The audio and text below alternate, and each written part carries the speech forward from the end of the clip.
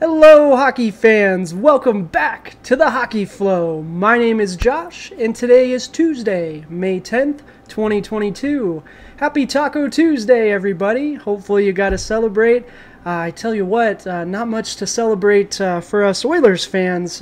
My goodness, just wrapped up overtime against the Kings, and spoiler alert, we did not come out on top, so we are down 3-2. But that's okay. You know, Oilers do best when we're coming from behind. But we did have 3 other games to go through tonight, so we will get to some highlights. We are going to go through scores, get my reactions to those games as usual. We are going to go through some more picks tonight for tomorrow's games.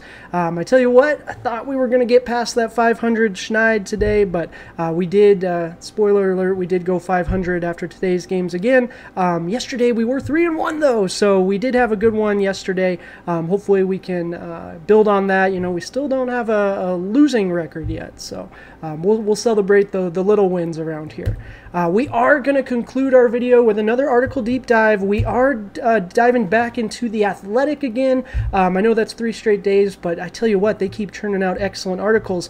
So we are going to be looking at one from Scott Wheeler from The Athletic surrounding the big news of the day, I suppose. Habs fans, you guys should be very ecstatic. You guys did win the NHL Draft Lottery. Woot woot. So very excited for Habs fans.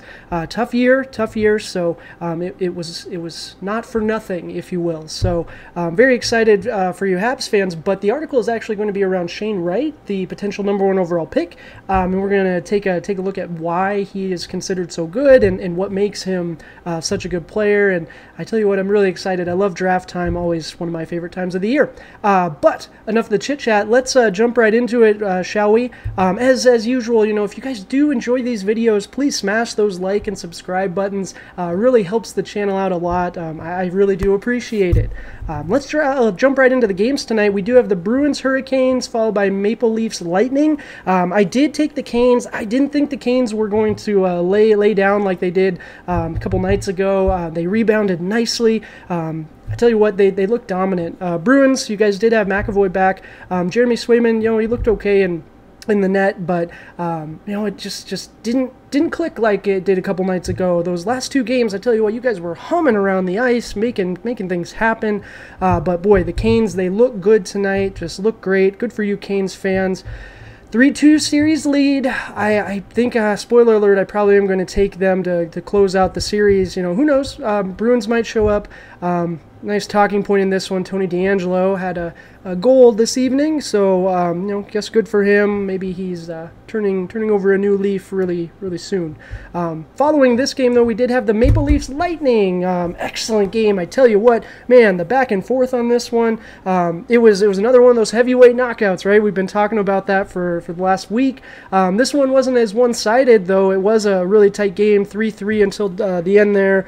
Matthews puts them on top. They take the lead and take the game. They are up 3-2 in the series, so another excellent game for Maple Leafs fans. You guys should be very happy. I tell you what, if you guys played like you did tonight, I think you guys could wrap up the series, but I don't know. This one I'm going to stew on a little bit because I did take the Lightning to win this series, but boy, I tell you what, Maple Leafs, you guys, man, you guys look good. So we're seeing Matthews score one here. That's our winner, game winner, 4-3.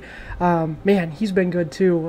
Nice to see him scoring and nice to see the Leafs humming. So yeah, good for them. Good for the Leafs. On to game 6 for them. Maybe they can wrap it up. But Lightning fans, don't give up hope. I think they're going to turn it around. I think we're going to see them tie it up. We are going to go to a game 7, I hope, just as the neutral as well. All right, we did have Blues Wild, Kings Oilers as well. Blues Wild, man, Wild fans, I don't know what happened tonight. The Blues, they looked good. They dominated. This one, we're going to see Kaprizov score another goal. It's at the franchise record playoff goals in a series 5 now. That's excellent. Good for him. You know, wonderful. But at the same point, I'm sure you would have rather have had the win. So tough one today to swallow. Blues are up 3-2 though. That's okay. Again, it's another game, tie it up, and one more game wins it. So don't lose hope, Wild fans. You're right there with us, Oiler fans. You know, we're not going to give up hope. Yeah, but 5-2 Blues. You look great. Binghamton in goal was solid. You know, good for him. Good for them. He needed a good showing. So on to game 6 for them. For my sake and my pick's sake, we're going to go for the Wild. Hopefully they can tie it back up. All right, moving on to the Oilers-Kings game of the evening for me. And, honestly, it was a really good game. The Oilers came back. I tell you what, I almost stopped and recorded early because the Oilers were just not looking good. But then a couple of late goals by Draisaitl brought us back into the fold. Man, I really was hoping we could get that hat trick at the end to really push us over the edge, take the series advantage 3-2, but alas, it was not meant to be. That's okay. We were going to come back and we're going to tie it up 3 games apiece in game 6. Then we're going to close it out game 7. You know what? We'll do it. Absolutely. Let's go Oilers. Let's have faith. McDavid, man, he looked like a man possessed tonight. My goodness, he was impacting the game in every which way. He was all over the ice. He was mean. He was nasty. Did draw a penalty. I don't know how I feel about that one. That he the tripping one towards the end. But yeah, good for you, Kings fans. Well played game. Kempa had a couple goals, including the overtime winner. Yeah, on to the next. All right, we are going to go into our picks. We'll go through these kind of quick. We only have 3 games tomorrow night. A nice little Wednesday for us. Pens Rangers, I tell you what, Pens are going to close it out. I wanted to believe in the Rangers. I picked them last game, and Shesterkin let me down. Kreider got hurt. I mean, yeah, it's tough. Zibanejad has not been there for them this postseason. I think I turned the game on for just a second this weekend, and I see him miss an open net, and it's like, man, okay. So Pens are going to close this one out. I had hope for the Rangers, but the Pens they're playing really well. Rodriguez got back on a roll, had a couple goals last game, so good for him, good for them. Caps Panthers, very exciting game, one of our 2-2 series ties.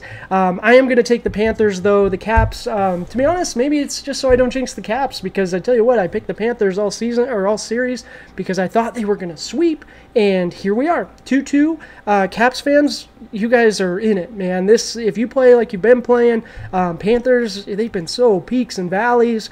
This is a good one for you guys. Good opportunity to take a 3-2 series lead on the road. Panthers fans, man, you guys, if it goes how I think it's going to go, you guys are going to win, take that series advantage. But I think it's going to be a great game. Should be a tight one there. Stars, Flames. All right, I think this might be game of the evening. Flames offense seemed to kind of turn it on last game. Stars, they've been going kind of as Joe Pavelski goes. It was good to see Johnny Gaudreau get off the schneid and score that penalty shot. Good for him, sneaking in the 5-hole. I think they're going to keep humming, though. I really do. I think the Flames are going to take this one. Probably be close. I'm hoping it's close and high scoring. I really want to exhaust these guys, but still, Oilers, we got to take care of business, right? We got to take care of business. Let's not worry about them. I think the Flames are going to win, though, take the 3-2 series lead. That first line, they're going to figure it out. It's going to click. All right, so on to the fun one today. We're looking at The Athletic. Our article today is entitled, "What Makes Shane Wright Special? Everyone who knows him can explain." And this is a great article by Scott Wheeler. I'm sure we're going to dive into more of his, especially as we get closer to draft time. Probably one of my favorite times of the year, if I'm being honest. But essentially, the article is a breakdown of why Shane Wright is viewed as the #1 pick in the upcoming draft from those who are closest to him. So we talked to coaches, we talked to peers. It was really neat. It was a really good read. I would highly encourage it, just like all these wonderful articles at The Athletic. This one was great. Paul Ferry was one of the people that did comment on it. He's a strength and conditioning coach for Shane Wright. He had spent, I think it said, the last 3 summers with him. And I tell you what, the 2 things that he pointed out were, one, it's his God-given attributes. He's got the body of a Greek god. In there, they go on to explain at 15, he was chiseled and just a cut above the rest. And that strength gives him an advantage holding onto the puck. It just has always been one of his strengths. His strength is one of his strengths. Those God-gifted attributes, your body shape, your body type. Sidney Crosby is a great example. I mean, he's got a lower half like a couple of tree trunks. My goodness, you can't teach that, right? The other thing that you can't really teach is the work ethic, and he has no quit, and that's going to be a common theme. And to be honest, I love it. I love to see those hard workers, but also with the talent and the skill, because he's got it. He's got it in droves. He absolutely does. But he has no quit. He's relentless, and that's something. The theme that these coaches and peers were saying is they have to tell him to stop. If he could, he would work out constantly. He'd do anything they ask him to, but they have to kind of rein him in. Assistant coaches. They did talk to a few of them, and one of the big themes that I picked up out of the article was the maturity and his drive to get better. Again, that's going to be a theme.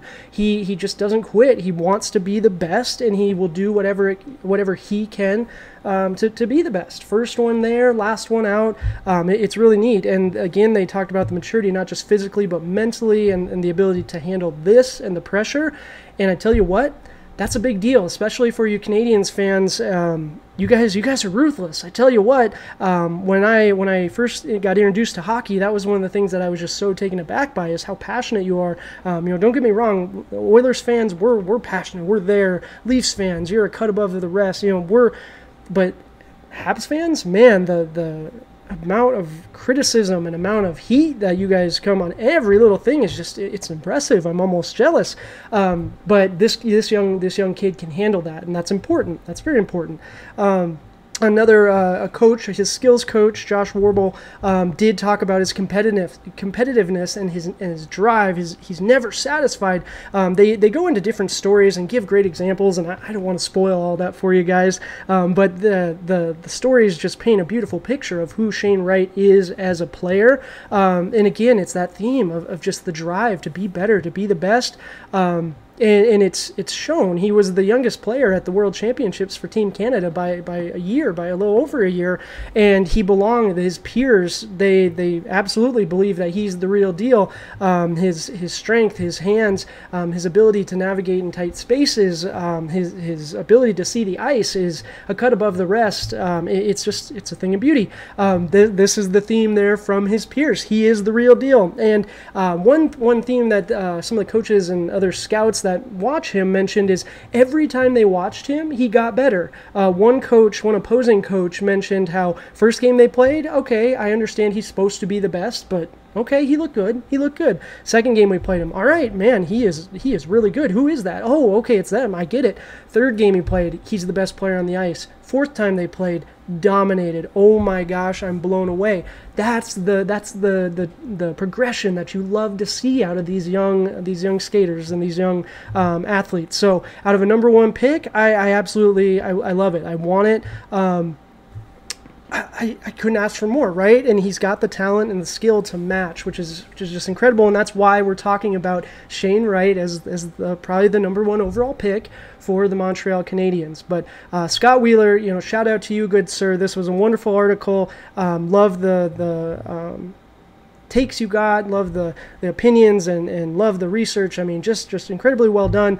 I really encourage all of you to go check this one out. I'll leave the link down in the description. But yeah, this one was another great one. Appreciate you guys joining me again tonight. Again, tough night for us Oilers fans, but it's okay. We got another one. Series isn't over yet, excuse me. I tell you what, I want to keep the beard, so let's keep this going. If you do enjoy the content, please like and subscribe. We're only getting better each day. I really do appreciate you guys coming and hanging out with me. You can always find me over on Twitter too at the HockeyFlow22. But until next time, cheers.